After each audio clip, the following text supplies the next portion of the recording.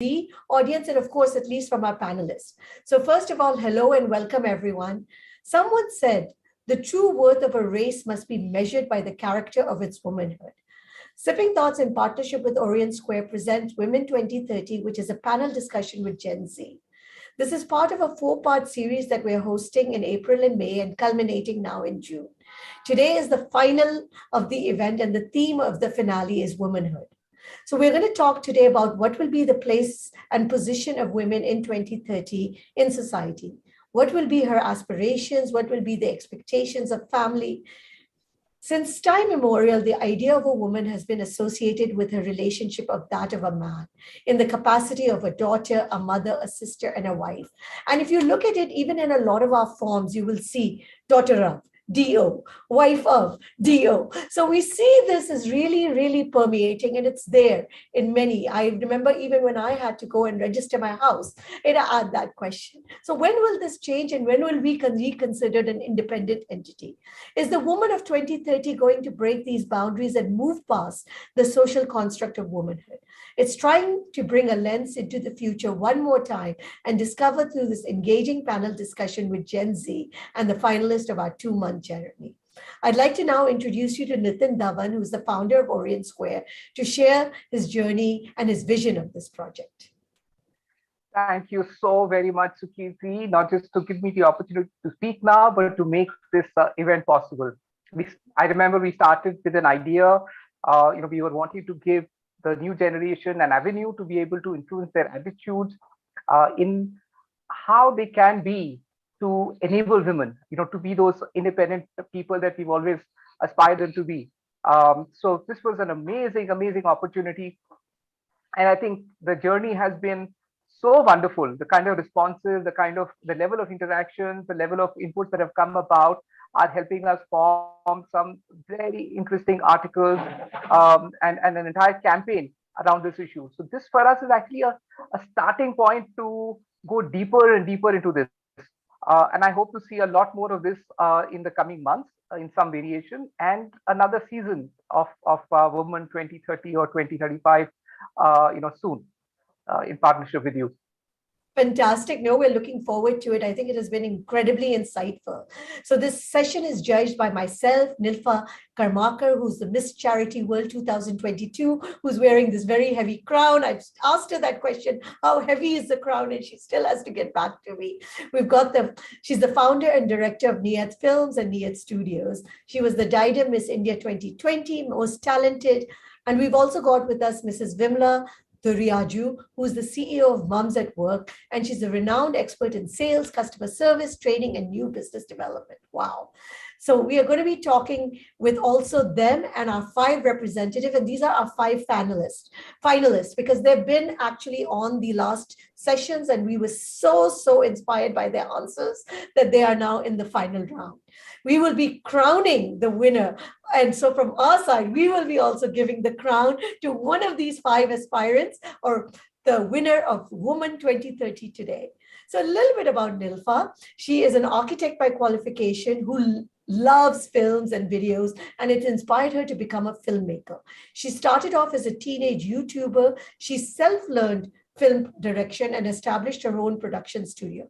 She wants to run a woman-led business in which 80% of employees are needy women, and the profit of the company shall go towards the development of the nation throughout means and charities and donations. That's our Miss Charity World 2022, and I've got to throw out our first question to her. So tell us, Nilfa, what was the most complicated, or I would say difficult question that you got as you were in the contesting, and how did you answer it? And that might inspire a lot of our contestants to think about their answers. So I think the most difficult question that I got was, since we were about 40 girls from different countries, I was asked, who's your most difficult competitor here?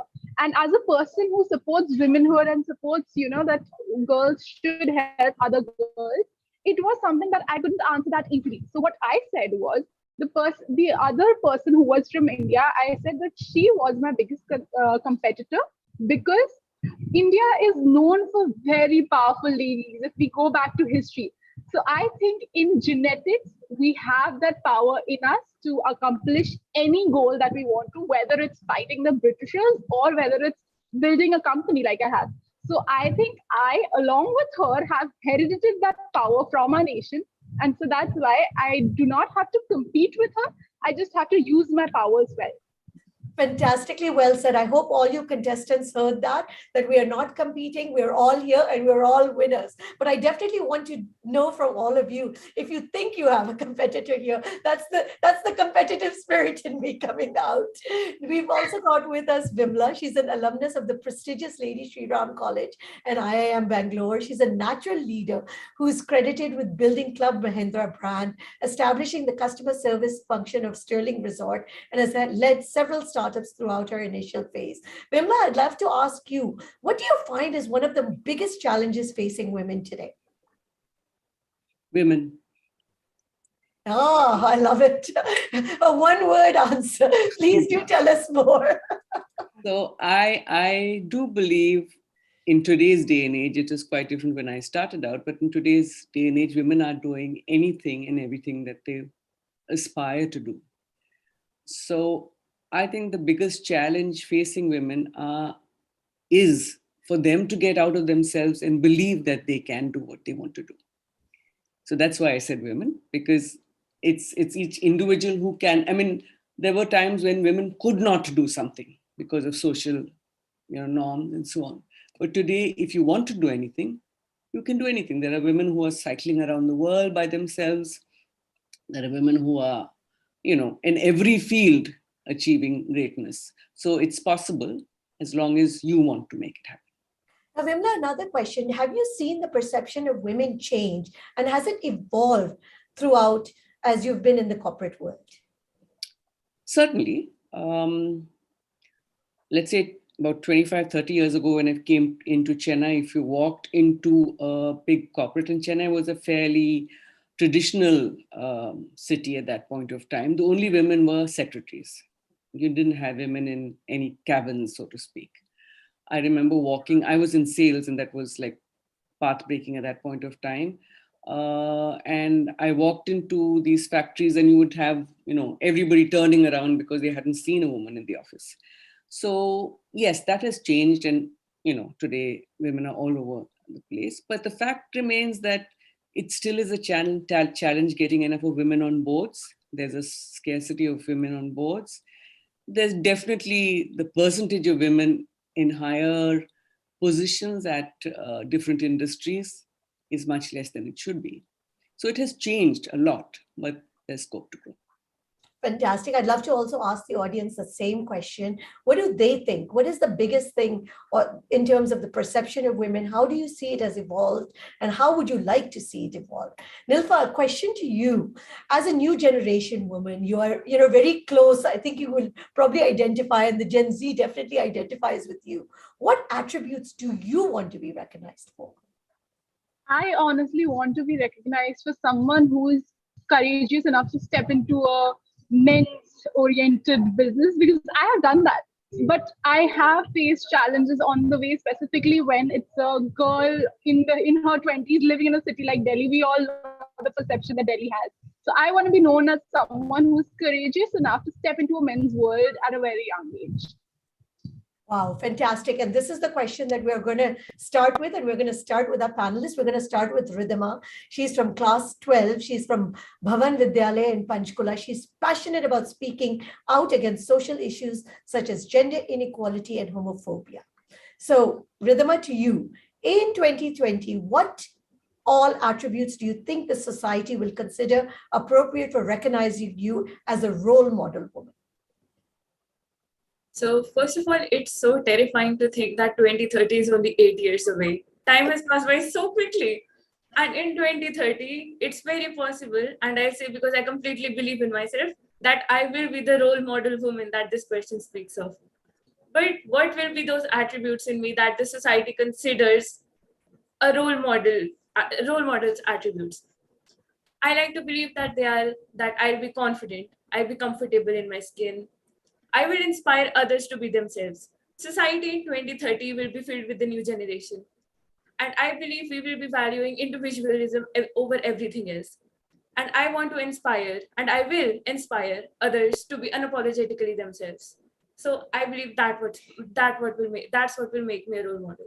Fantastic. So I'll take you, Vimla. Vimla, what do you think? What do you think will be the role model woman in 2030? Will she be very different from the one that is today?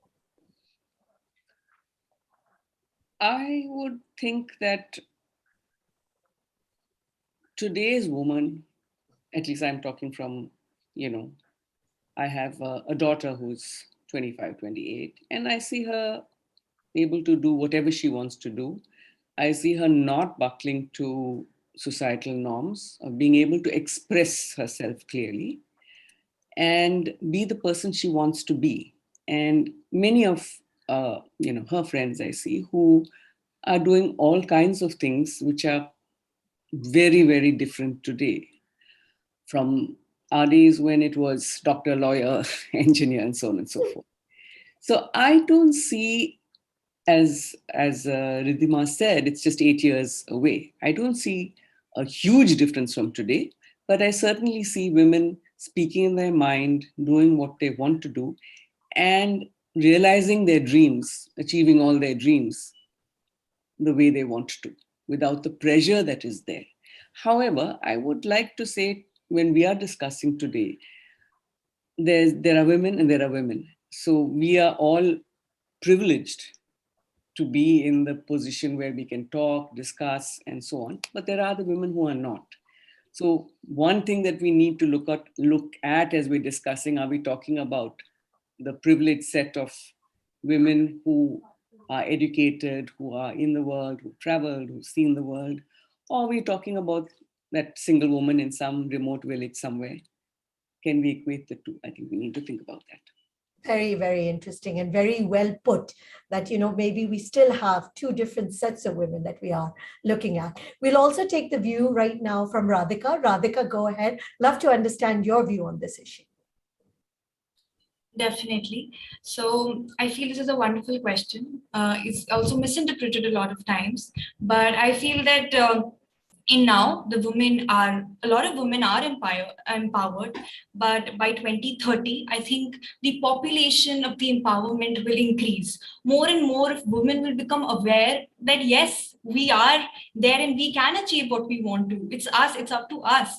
So I think yes, there are a lot of majority of women who are realizing and who are already there, out there, achieving and being themselves. But I think by 2030, like after 8 years, I feel there will be more women with the movement who will realize their own potential and just go out there and be themselves. Nilfa, your thoughts on this and the answers from both of our students? Although I do understand that, the progress when it comes to feminism, all of this is slow, but it is also exponential. So even though we are constantly saying it's just 8 years away, the change that we've seen in last 8 years from now, it's probably going to be 10 times of that. So that's what really excites me. And, that's what impresses me, that the growth is exponential and not just like in a few measures. So I think we are definitely going to see a huge growth, and not just in the privileged sector, but also when it comes to the women that don't have voices, because privileged sector does not always mean someone who has all the power or the finances. But even in privileged sector, we see that there are women who do not have the power to speak. But I think by 2030, the oppression where we are not giving women the power to speak is going to be almost eliminated. At least I hope for that.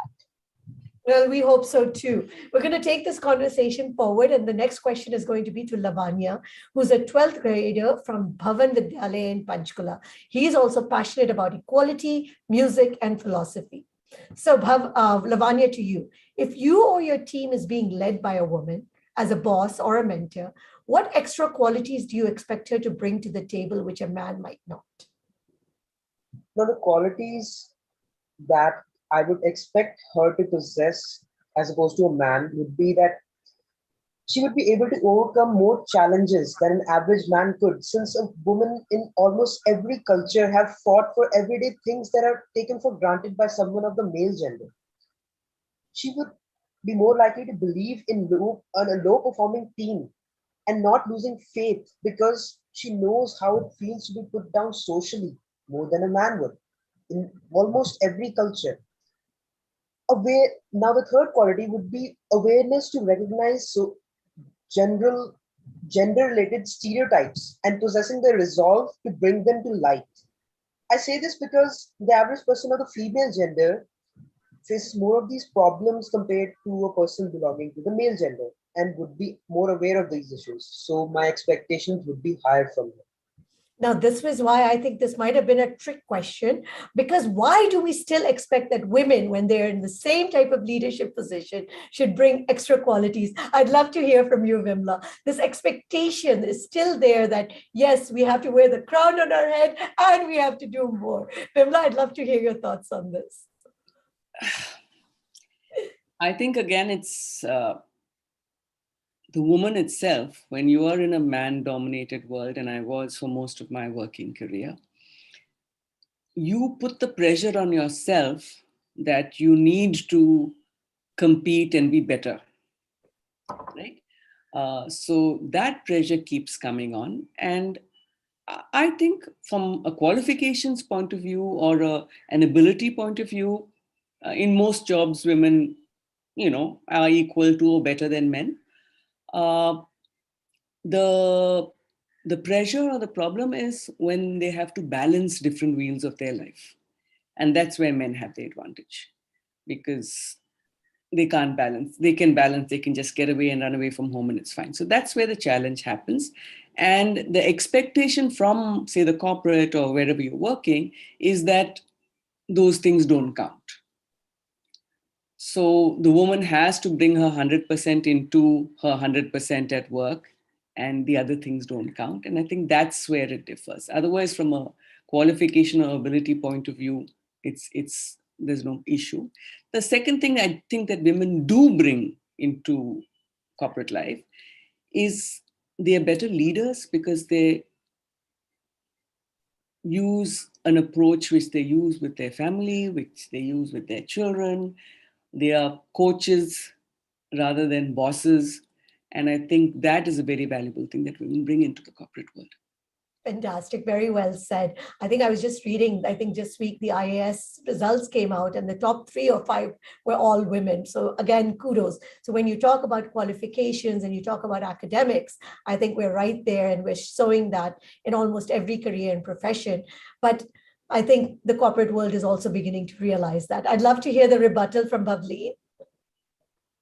Right. So first of all, I'd like to say that I completely agree with Vimla, ma'am. I think we all have a subconscious pressure on ourselves that we need to prove that we deserve this position. We need to prove that we're better than whoever was before us. So I think that's there. Another thing that I wanted to ask Lavanya was that why do we have expectations as a leader from a man and a woman differently, rather than just having expectations from a leader itself on how they should be leading a group of people? Lavanya, your answer? Ma'am, I get the question, but I was just basing my answer off of general statistics that I noted, because almost in every culture we can agree from a very long time, women are put down more than someone of the male gender.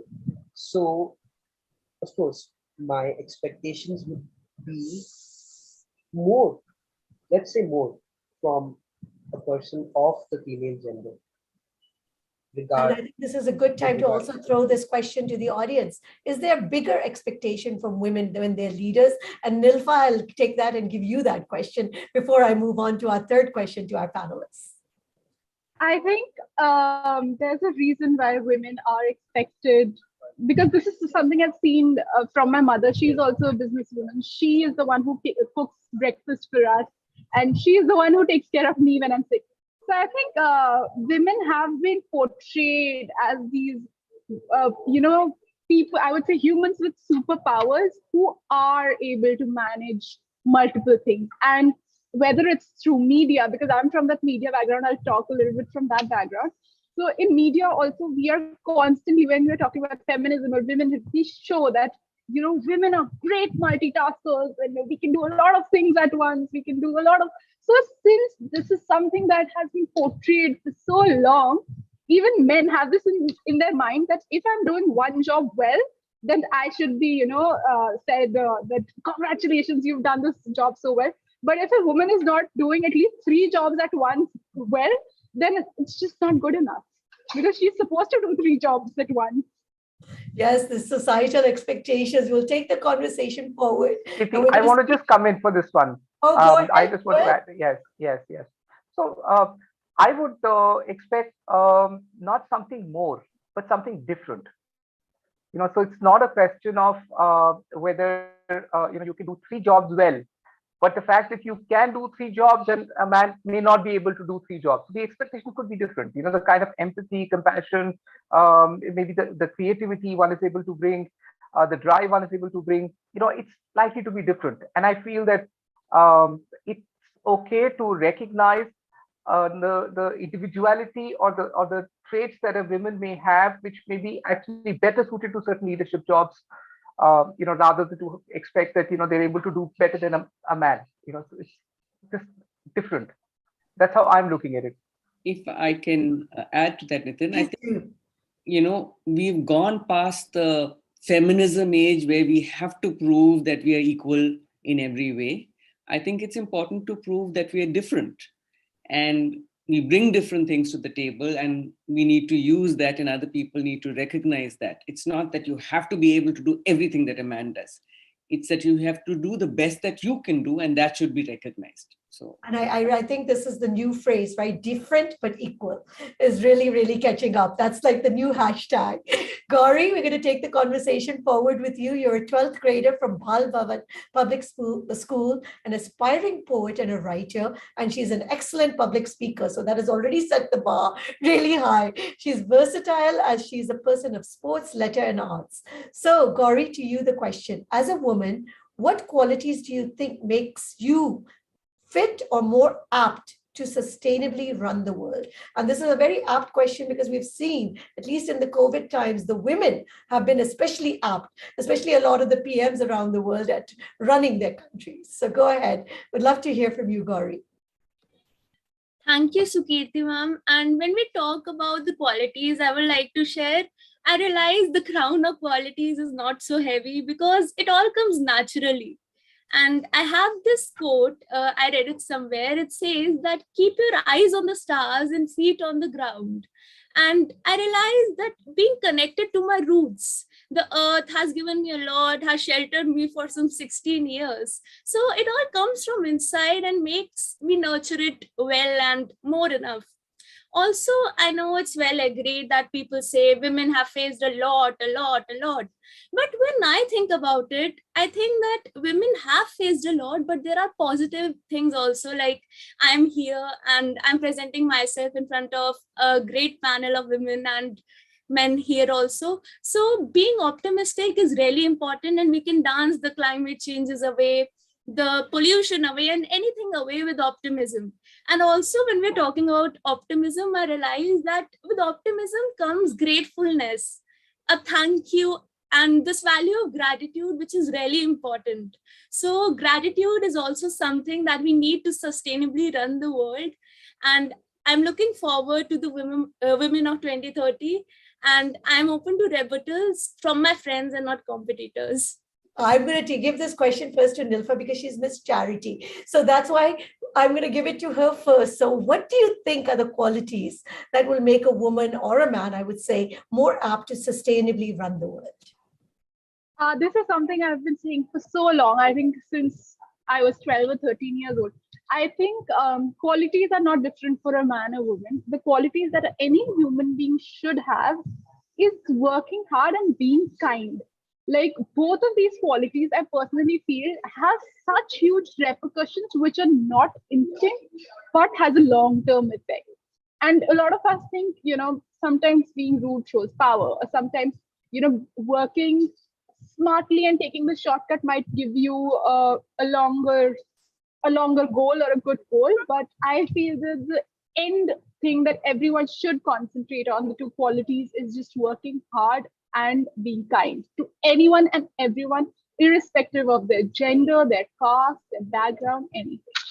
No, and I love it. I also love what Gauri said, the gratitude. I think once we are grateful for what we have, we tend to become more kind. I would love to hear from you, Vimla. What do you think what are the qualities that one needs to sustainably run the world? I think the one basic quality, and that's something that we at Mums at Work promote, is the belief that I'm extraordinary and I love myself first, and you are extraordinary, I love you. I think if we approach all conversations and approach all activity in that level, it's extremely sustainable, because you believe in everyone, you believe in yourself. First, believe in yourself. First, make sure that you're not beating yourself up over various things, and then believe the other person in front of you is extraordinary. And I think anything can be sorted out with that. So I love the adjectives: self-love, kindness, gratitude, fantastic, and the fact that we are extraordinary. Lavanya, I'd love to hear your thoughts on this. Now, this question was like very, based on a very large concept, because we're talking about the world here, not a single country. So personally, I don't think one person, whether it be a person of any gender, could run the whole world. But yeah, if a person was to run the world, I would be thankful for them to be positive. So I completely agree with your answer on this. Fantastic. We'll take the conversation forward. We're going to speak to Bhavleen, who's from Tagore International School, Vasant Vihar. She's a 12th grader. She identifies as a kind soul who will address several social issues and has a keen interest in psychology and commerce. So Bhavleen, to you, what is your definition of success, and how much the impression of your families figures in that definition? First of all, thank you so much for the question. And I'd like to apologize for my throat. It's a little sore. Oh, anyway, starting on. So don't worry. Right. So in 2030, somebody who has goals and respects themselves enough to reach a level where they're satisfied with what they've done in life sounds successful to me. It means to me that you're happy with how far you've come in life in different aspects, be it socially, mentally, physically, career-wise, or in relationships. You're encouraging other people, especially women, to be successful. One needs to be successful in their own eyes.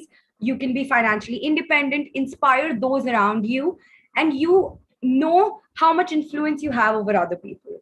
Success can be defined in so many ways, but to me, it indicates how you cope up with your trauma, or how you've dealt with social restrictions at your worst, or maybe how patient, strong, and resilient you are when people around you keep pulling you down, or how you treat others that don't have the same resources as you have. For me, being a $1 million businessman or meeting your family's expectations of success isn't what actual success is. It is exploring and trying so much that the times you fail overpowers the time that you succeeded in life. Just like Bo Bennett said, success isn't what you have, it's who you are. Very Answering the second part of the question, the impression of one's family matters to different people in different ways.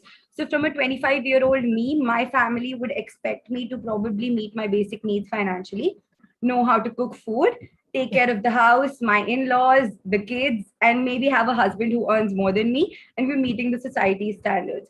But I think that no matter how much pace we pick up, the society's parental expectations would still revolve around this. And because of that, I think the importance of meeting these expectations will have considerably reduced in 2030 by women like us. That's it. I'm open to know. Very interesting. You've said that that even though the woman of 2030 is going to change, the parents of 2030 are still holding us back. Would love to hear from you, Vimla. I can't hold back my children. So yes, I've just learned to accept what comes and believe in them and give them that space to do what they want to do. I think the first, Bhavleen, I really liked what you said. And the first thing that one needs to know is what your purpose in life is. So your purpose in life could be to bring up a family and devote your time to that. Or your purpose in life could be to climb Mount Everest in, be the best person to do that. So once you know your purpose in life, then yes, go ahead and do it. Make sure that you're doing it and make sure that you realize your dreams. So that clarity of purpose, I think, is what is important. And if you have that clarity of purpose, no one can hold you back. No one can hold you back. Very true. Radhima, I would love to hear your rebuttal, and then we'll take Nilfa's views on this. First of all, I agree with Bhavleen, but it's a quite common thought that people say that unless you have a companion, does not need to be only romantic, that unless you have a companion, you're not truly successful in life. Bhavleen, I just wanted to ask, do you agree with that? I disagree. I think if you can find it in yourself to be happy with your own company, I think you've already been successful in life because you know how to be alone. You know that you're sitting alone in a room with just a TV on or probably a book and you're not feeling lonely, because being alone and feeling lonely is something that kind of contradict each other. But yes, I disagree. You do not need a companion to be successful in life. You can be at the top of the Mount Everest screaming and still be successful. So yes. Very well said. Nilfa, go ahead. Love to hear your thoughts. So if we come to the previous point that was like parents of 2030, I think as growing individuals, this is something I have established with my parents, that I have to give them a reasoning. Yes, they did expect, as Bhavleen said, they did expect me to get married by 25. They did expect me to know how to cook, to know how to be financially stable, and all of those things. But I had a solid reasoning to disagree with all of that. I had a solid reasoning why I don't want to get married at 25. Although I am a huge believer that marriage has no age. You want to get married at 22, you have a good reason for that. Fair enough. You want to get married at 40 and you have a good reason for that. Fair enough. So I think as growing individuals, we and women, as we're talking about women, we need to have solid reasoning for whatever we want to do. And then even whether it's our parents, our families, most of them, if we are able to blow their mind with our reasons, will also soon start to look at it otherwise. So now my mother doesn't expect me to get married at 25 because she knows I want to buy myself a Mercedes by 28. So I can't get married right now. So that's a solid reason that I've given, not the Mercedes reason, but a solid reason of my business that I've given. Fantastic. We're going to take the conversation forward to Radhika, who's a 10th grader. She's a homeschooled and who loves artwork and is an avid reader.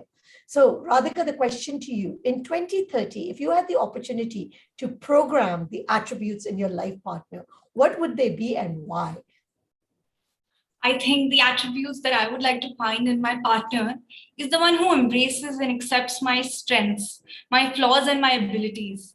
I feel a partner who believes in the basic principles of compassion, empathy, and companionship with me, who understands that the true meaning of love is not possession, but support and safety and space. So, and who believes that we are same with our differences. And I would like to say that we together, a partner with whom I build a relationship which is rock solid, where a question of equality does not arise. I think where we both are same with our differences and are on our different journeys, but yet together, same, supporting each other and to reaching our best potential. Nicely said, but this question of a life partner always comes up. So I'd love to hear, what is it and what do we see this roles coming, and especially as we look at 2030. So Vimla, go ahead. Do you see this changing the way that we look at life partners?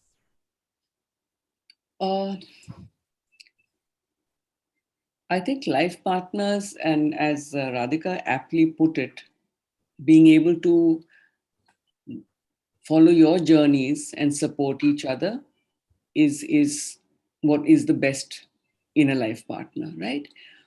So recognizing who you are, loving who you are with all your flaws and all your strengths is what one needs in a partner. And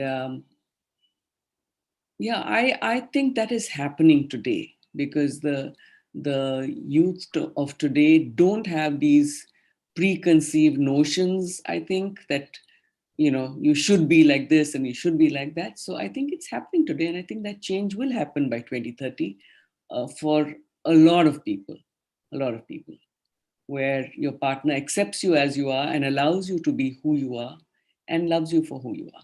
Yeah. Fantastic. I'm going to take rebuttal from Gauri and then Nilfa's views on this. Go ahead, Gauri. Thank you, ma'am. And also, I agree with you, Radhika and Vimla, ma'am. But I think that if we want someone to treat us the way we want to be treated, first of all, we need to treat them that way also. The way you treat others is the way others will treat you also. So I have a question to ask from Radhika. Like, expectations are quite different from reality. So if your life partner doesn't turn out to be as per your expectations, would you try to mold him as per your expectations, or would you make do with the little imperfections? I think, as I said, that in a relationship, we have different personalities coming together. So, of course, everything cannot be as per, a mark that I have said that, it should be this, it should be this. Of course, there are certain compromises, but I feel when you are with a partner, I think it should be a very serious decision where you know that there are some basic principles that you share, and in the due course of time together, you grow and build a relationship that you both agree by. So I feel it's both the personalities that come together and build that sort of understanding and relationship. So very nicely said. And I'm going to give it to you, Nilfa, because what qualities would you program in your life partner? So a lot of people said support, which is there. But for me personally, I think support is secondary. What I really would like in my life partner is who shares the equal amount of emotions with me. So who's equally happy as me for my accomplishment, and who's equally, willing to take the stress when I am stressed. Because this is something, again, a very small observation that I had. Once I had seen a very close family friends of ours, when the lady, was getting an award, the husband was happy. But once the husband was getting an award, the wife was, I don't know, even joyous is not the right word, excited is not the right word. She was way more than happy. So what I would want from my life partner is to be equally happy with my accomplishments as I am for my accomplishments, and vice versa, of course. I would also program one more thing, which is equal responsibility. But that's just me. So now a fun question to all of you, and we're going to go backwards on this. And again, the title we are going to ask, and you can only give one sentence, no more than that. So this is going to be a quick rapid fire round. So I'm going to go very, very quickly. So if there was a sequel to the book, Men Are From Mars and Women Are From Venus, written in 2030, what would be its title? Let's start with you, Radhika. I think different moons of the same planet.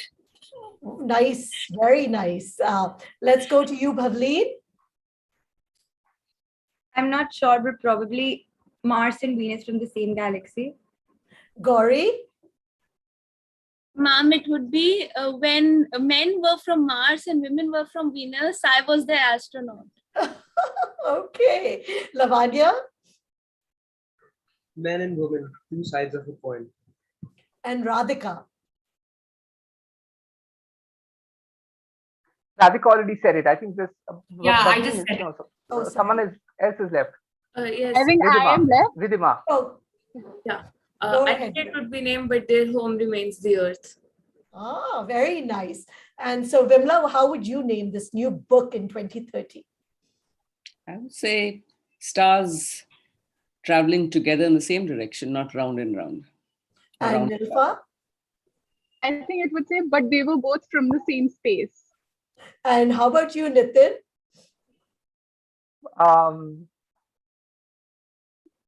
Well, women are from Mars and men are from Venus. Well, I would have said, thank God they didn't call it Pluto, because it would have no longer been a planet. But, but with that, I hand it over to you, Nitin.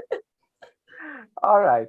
Thank you. So it was such an amazing discussion. I think the insights that have come out are lessons for the society, actually a great lens into what the society is going to look like, and an opportunity for all of us to see what's going well today and maybe accelerate towards that, whatever is going well.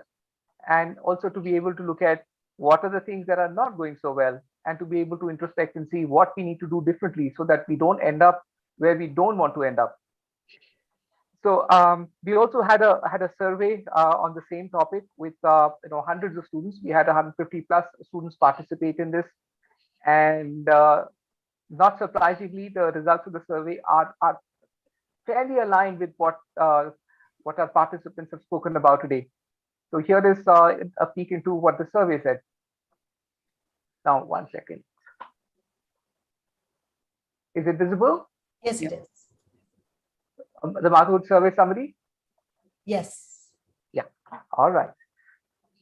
So to the question, when we talk about women in 2030, what exactly comes to your mind?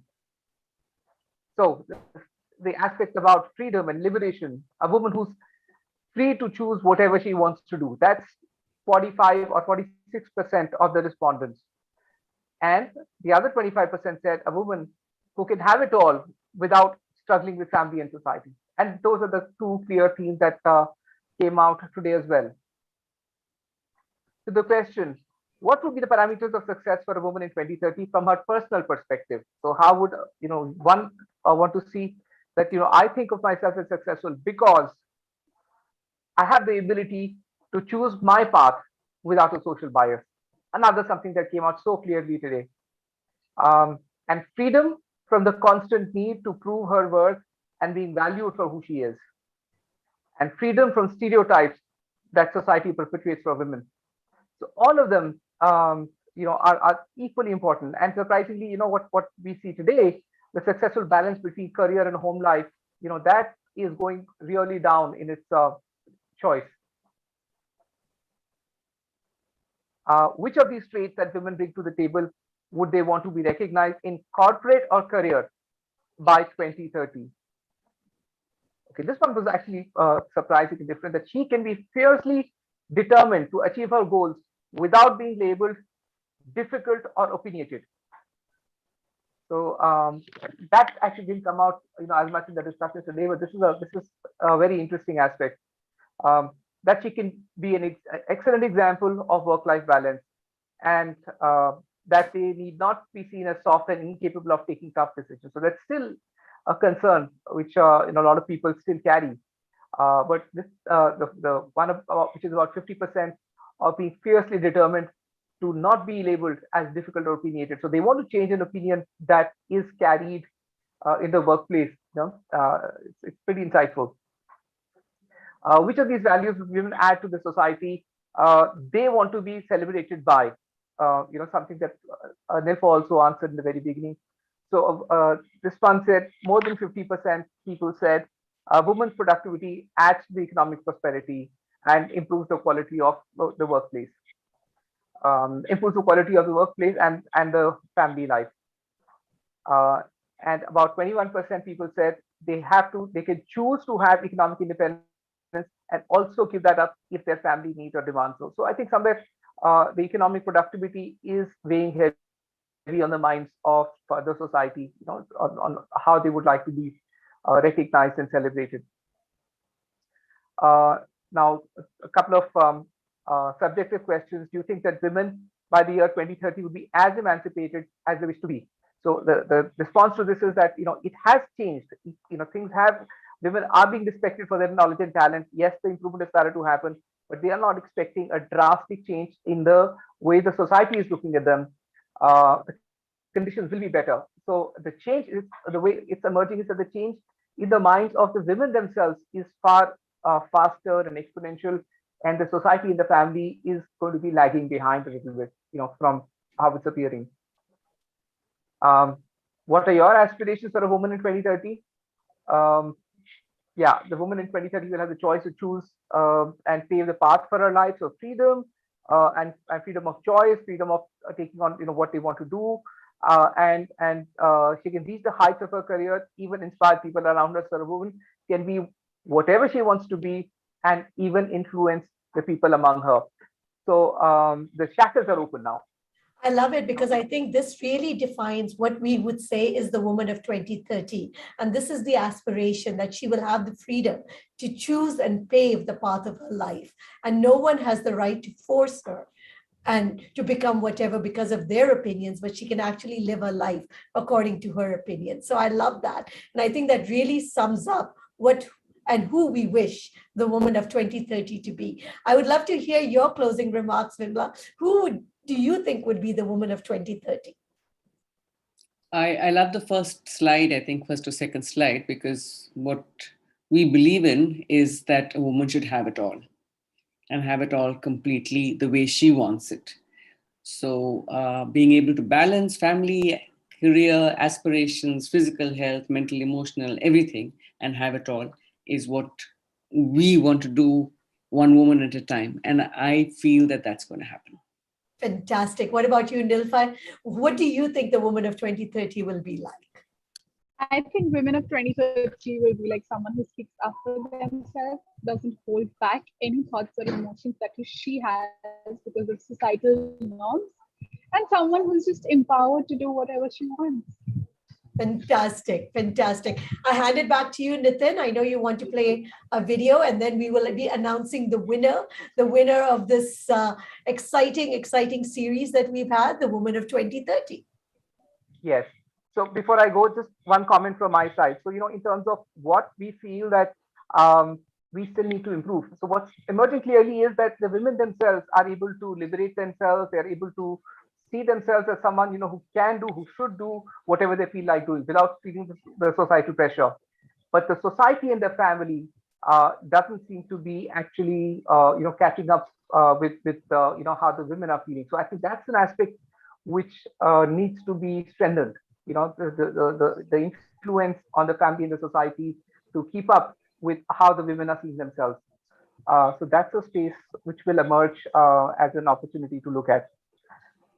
So now this is the time also to thank our sponsors, Talarang and Nancy Katyal. Yes, Nancy Katyal. They have been very generous in giving some top rewards to our participants, finalists. All five finalists are going to be getting rewarded, and the top person is going to be getting some very, very interesting rewards from both of these sponsors. Here's a small video I'm going to be playing, and we are compiling also the results. Just 1 second.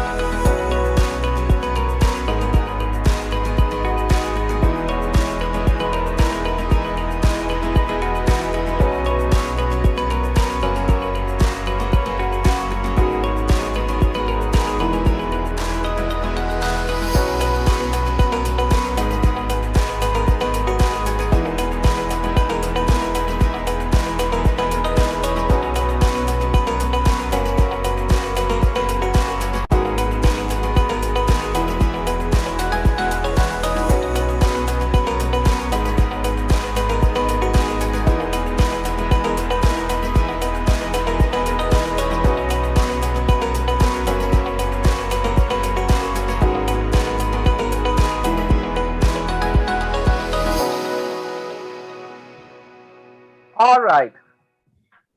All right, that was exciting. And now we get to know who is the winner. I know every one of the contestants have done fantastically well, and this is a very, very, very difficult choice. Just 1 second. My video is still playing. Yes.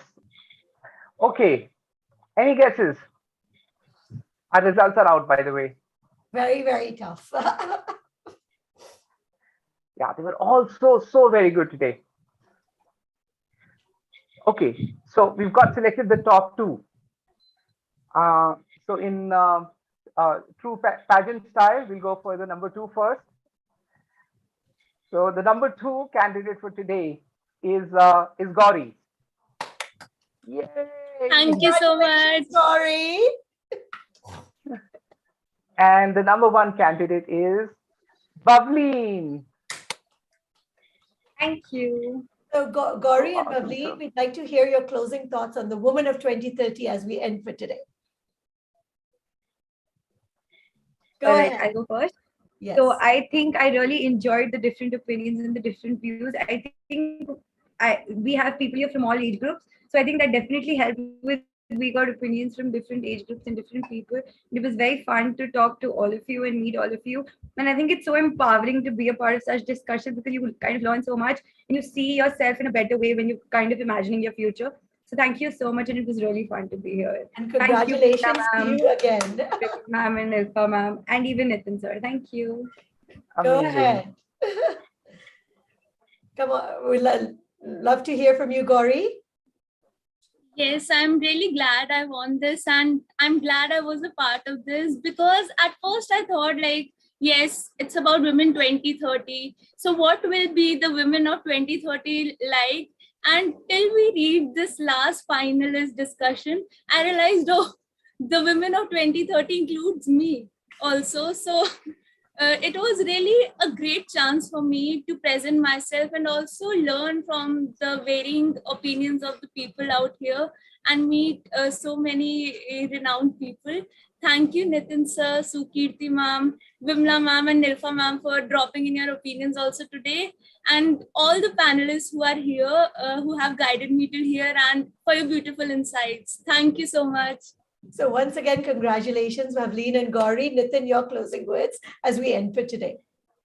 No, I am so satisfied with what has happened, and so inspired to take this thing forward. I mean, all the new generation has filled me with so much energy and enthusiasm. I feel so determined to do what it's going to take to enable the woman of 2030 to be who she wants to be, who she can be. So thank you very much. And Well, thank you to the judges as well. And thank you so much, Sukirti. Thank you, Vimla. Thank you, Nilfa. Thank you, Nitin. And like I said, we hope these dialogues kind of trickle some kind of emotion, some thought in all of you. So with that, we wish you an awesome Saturday. And this is the closing of the Woman 2030. Thank you. Bye-bye. Have a great day. Bye-bye. Bye-bye. Thank you. We'll look forward to season 2. Yes, Dad.